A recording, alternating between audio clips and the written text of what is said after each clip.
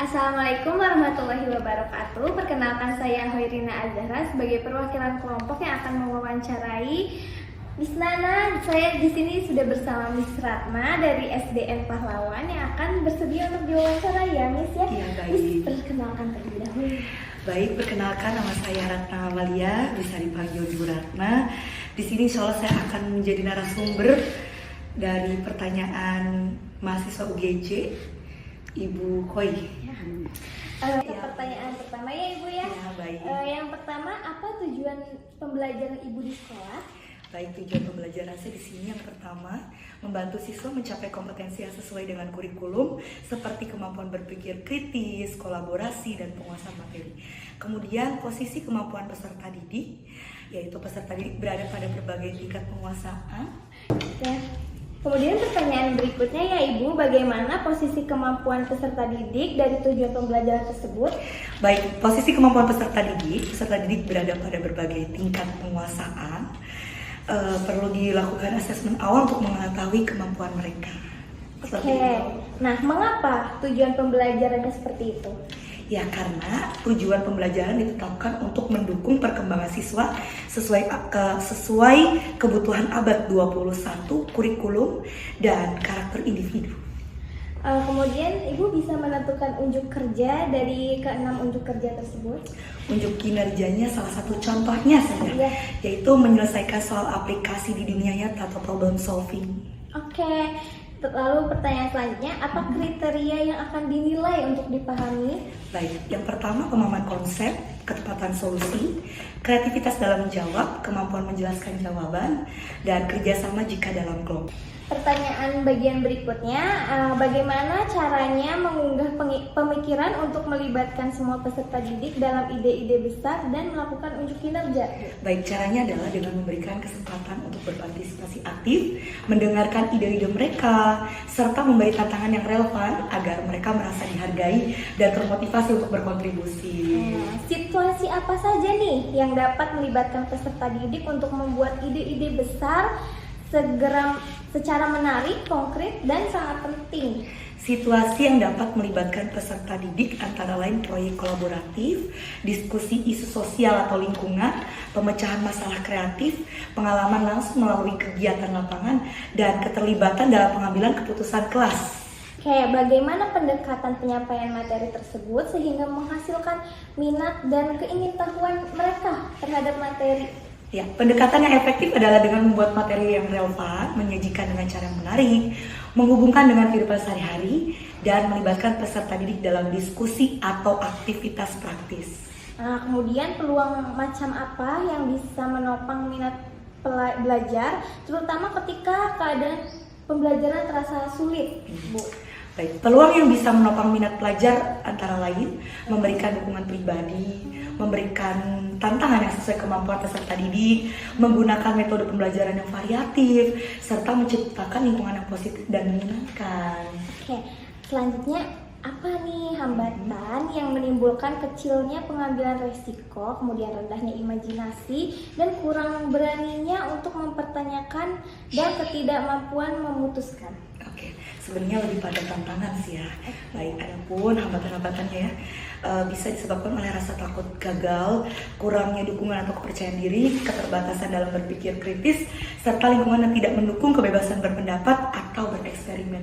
Jadi mungkin kata-kata lebih enakan tantangan kali. Lanjut ke pertanyaan selanjutnya ya Ibu ya.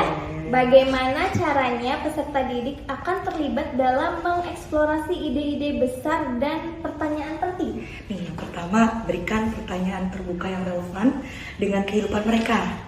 Gunakan diskusi kelompok, simulasi, atau proyek kolaboratif untuk mengeksplorasi ide-ide besar dan pertanyaan penting. Seperti itu. Kegiatan belajar apa untuk penampilan kemampuan puncak siswa? Sediakan proyek akhir seperti presentasi debat atau produk kreatif yang menantang peserta didik untuk menerapkan pemahaman mereka secara mendalam. Oke, pekerjaan rumah dan pengalaman di luar kelas apa yang diperlukan untuk memungkinkan peserta didik mengembangkan dan memperdalam pemahaman mereka mengenai ide-ide penting ini, Ibu? Tugaskan penelitian sederhana, refleksi tertulis, atau wawancara dengan orang di sekitar mereka untuk menggali lebih dalam ide-ide penting. Pastikan tugasnya relevan dengan kehidupan nyata. Lanjut ke pertanyaan berikutnya juga ya Bu. Bagaimana peserta didik akan dipandu untuk memikirkan kembali pemahaman mereka tentang ide-ide penting yang tadi Bu? Peserta didik dapat dipandu dengan memberikan pertanyaan yang reflektif, diskusi terbuka, dan kegiatan yang mendorong mereka untuk mengeksplorasi berbagai perspektif serta menghubungkan ide-ide tersebut dengan pengalaman pribadinya. Bagaimana produk dan pertunjukan peserta didik dapat ditingkatkan melalui revisi berdasarkan penilaian diri dan umpan balik? Baik, produk dan pertunjukan peserta didik dapat ditingkatkan dengan mendorong mereka untuk melakukan refleksi diri, menerima umpan balik konstruktif, dan memberikan kesempatan untuk revisi atau perbaikan berdasarkan masukan yang diterima. Baik Ibu, ini pertanyaan terakhir ya Bu. Bagaimana peserta didik dimotivasi untuk merenungkan pembelajaran atau kinerja mereka yang sudah dilakukan tadi Bu? Peserta didik dapat dimotivasi untuk merenungkan pembelajaran dan kinerja mereka melalui kegiatan refleksi, seperti menulis jurnal, diskusi kelompok, atau dengan meminta mereka mengevaluasi kemajuan, tantangan, serta pencapaian yang telah diraih selama proses pembelajaran. Baik Ibu, terima kasih banyak untuk waktunya hari ini ya Ibu. Sama-sama. Terima kasih sudah menjawab pertanyaan dengan baik. Ya, sekian dari belum ya? Kan ada Miss tadi. Ya. Sekian dari saya Hoirina Azahra dengan Ibu Ratna. Ya, kurang lebihnya mohon maaf. Wassalamualaikum warahmatullahi wabarakatuh. Waalaikumsalam warahmatullahi wabarakatuh.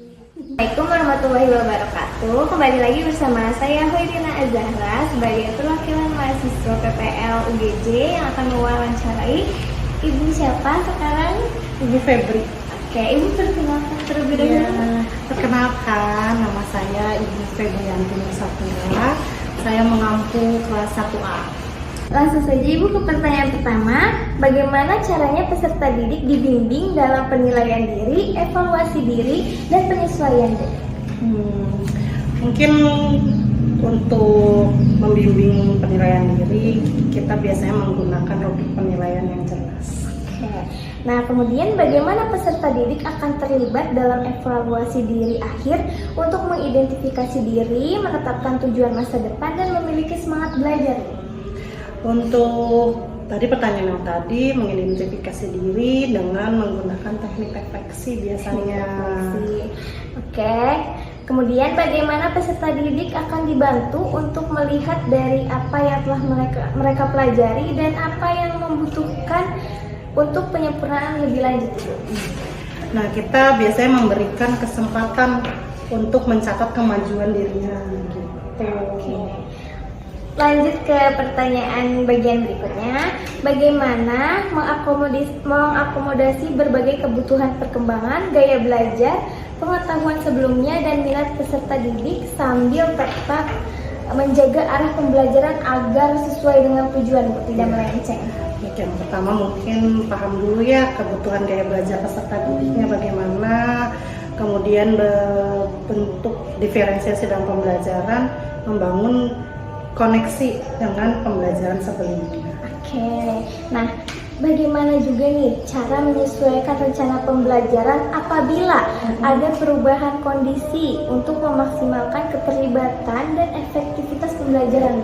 Ya, biasanya kita dievaluasi perubahan kondisi menggunakan pendekatan pembelajaran yang fleksibel tentunya, kemudian komunikasinya terbuka dengan peserta didik. Oke, lanjut ya Ibu, pengalaman belajar apa nih yang paling baik sehingga dapat mengembangkan dan memperdalam pemahaman peserta didiknya? Dari itu kita melibatkan pendekatan yang aktif, kolaboratif, serta kontekstual. Oke, nah bagaimana meminimalisir kemungkinan kesalahpahaman nih Bu? Antara peserta didik dan materi yang disampaikan oleh guru? Pertama, rencanakan TP yang jelas. TP yang jelas. Betul, gunakan juga pendekatan berbasis urutan, menggunakan berbagai metode pembelajaran, serta memanfaatkan teknologi, evaluasi, serta refleksi. Pertanyaan terakhir nih Ibu, bagaimana mengatur dan mengurutkan pengajaran dan pembelajaran untuk memaksimalkan keterlibatan dan efektivitas pembelajaran? menggunakan metode pembelajaran yang memanfaatkan teknologi tadi, kemudian komunikasi terbuka oleh peserta didik, kemudian juga dengan merefleksikan pembelajaran yang sudah diberikan. Oke, terima kasih banyak ya Ibu untuk waktunya. Terima kasih sudah menjawab pertanyaan dengan baik. Wassalamualaikum warahmatullahi wabarakatuh.